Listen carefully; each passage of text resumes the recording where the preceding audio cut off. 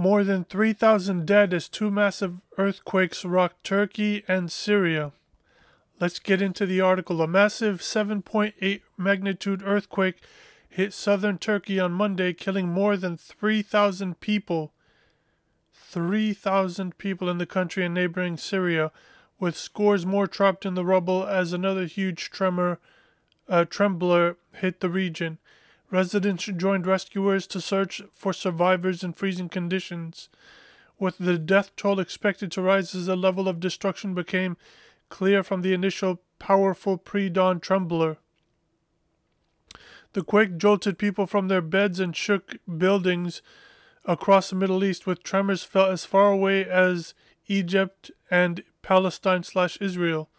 Just hours later, a 7.5 magnitude quake hit the same area, raising the specter of a new humanitarian crisis in a region devastated by years of conflict. Turkey's Disaster and Emergency Management Authority said the death toll had reached at least 1,762 people in the country alone, with more than 12,000 others injured. In Syria, where around 4 million people had been displaced by nearly 12 years of civil war, that the United States and terrorist Israel and also Russia prompted and provoked.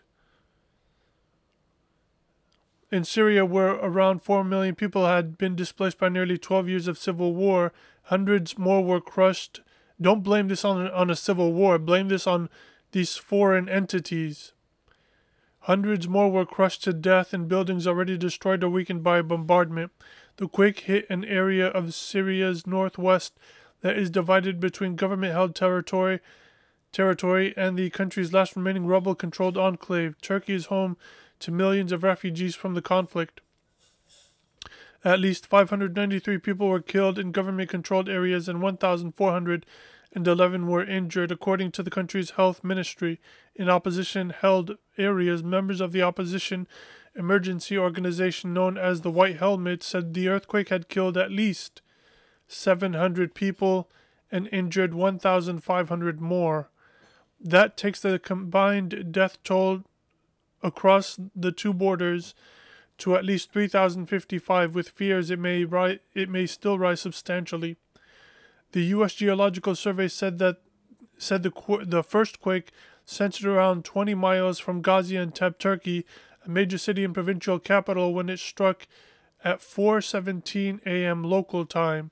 This was 8:17 p.m. Eastern Sunday. It was centered 11 miles deep, and a strong 6.7 magnitude aftershock rumbled about 10 minutes later. At least 20 aftershocks followed in total some hours later. A 7.5 magnitude quake then hit about 100 miles north of Gaziantep at a depth of just 6 miles or so at 1:24 p.m. local time, 5:24 a.m. Eastern time here in the United States, according to the USGS. Shallow earthquakes cause more damage. In Turkey, the quake sent buildings crumbling, including sections of the Gaziantep Castle, its most famous landmark and historical symbol of the city. Footage from local and social media showed sections of the ancient castle, which is nestled on a 6,000-year-old hill of ruins that had tumbled down the hillside and were left strewn onto nearby roads.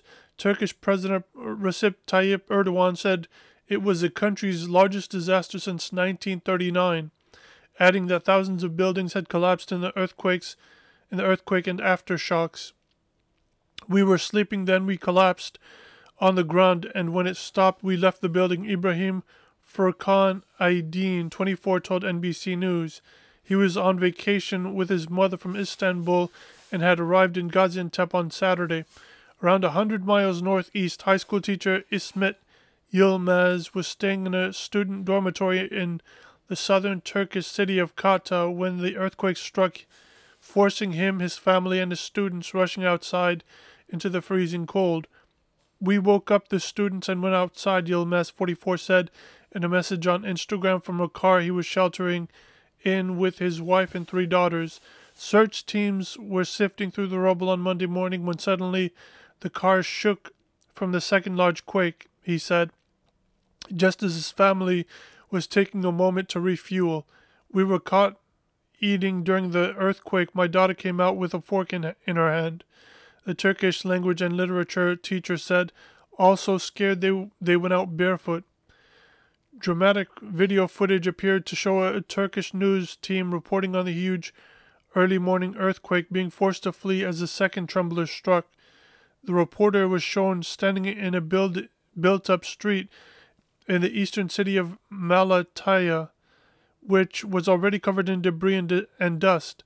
As a small crowd of people surveyed the damage, soon sirens began to sound. Shouts were heard, and then a crashing roar reverberated as the crowd and reporting team ran for safety. A cloud of dust arose around them.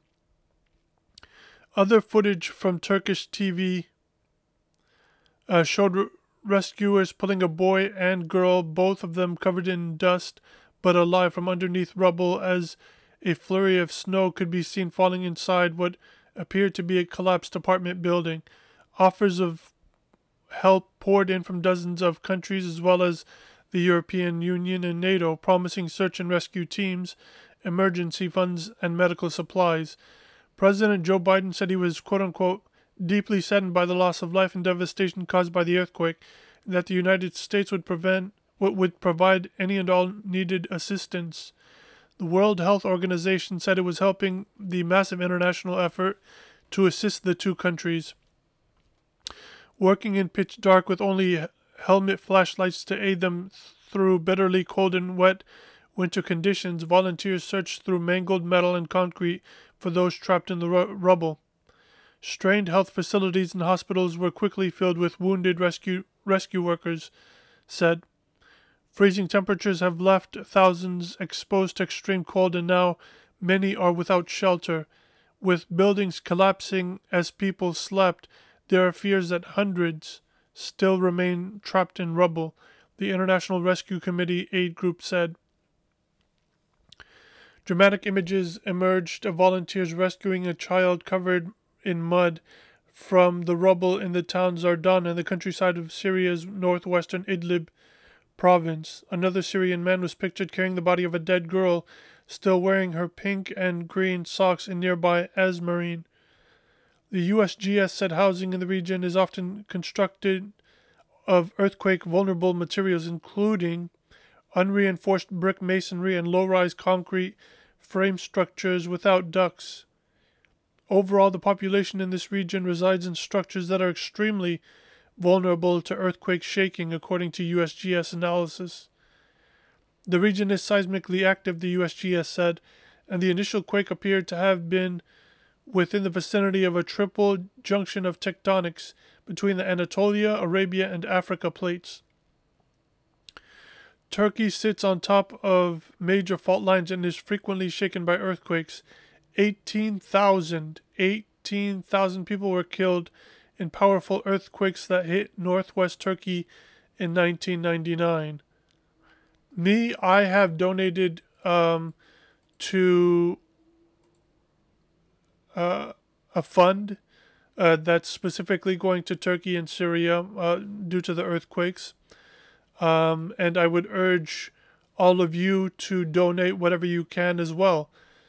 Donate whatever you can. It doesn't take much, just a couple dollars if you can. And that's all I have to say about this unfortunate situation. If you're listening to this on YouTube, subscribe to the channel, leave a comment, let me know what you think about this unfortunate story, leave a like. If you're listening to this on the podcast, then tweet me, let me know what you think about this story there. Take care.